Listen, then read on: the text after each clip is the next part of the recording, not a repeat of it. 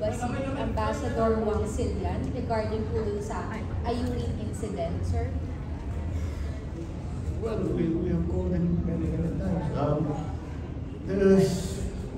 The DFA will have to decide to formalize a discussion with the ambassador, but we are actually constantly in touch with him.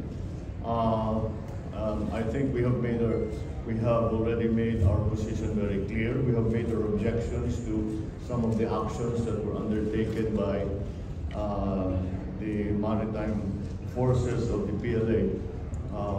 Also, our objection to that, we have also made it very clear, not only to the ambassador, but also to Beijing. It will really depend on how formal we want to make this complaint. But you know, we have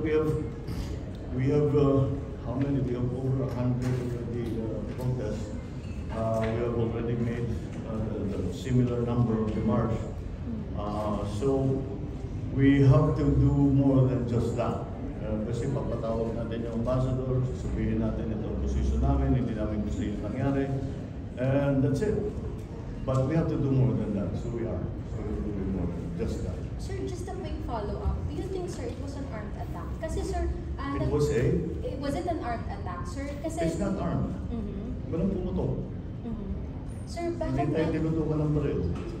But it was a deliberate action to stop our people.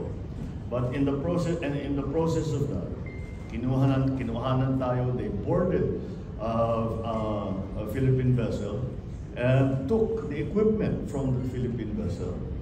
So although there were no arms involved, nonetheless, it is still a deliberate action, and it is essentially an illegal action that was taken by the Chinese forces. Sir, last na on my part, bakit lang po nagkaroon tayo ng statement na ito ay misunderstanding or accident? Because nung una, hindi tinitignan pa lang namin yung data. Baka nagkamali lang. Pero mula nung napunta ako sa Westcom at nakausap ko si Admiral Torres, pati na yung mga seaman, sinabi ko ano ba talaga nangyari? Maliwanag, hindi misunderstanding. Talagang pinuntahan tayo para harangin ang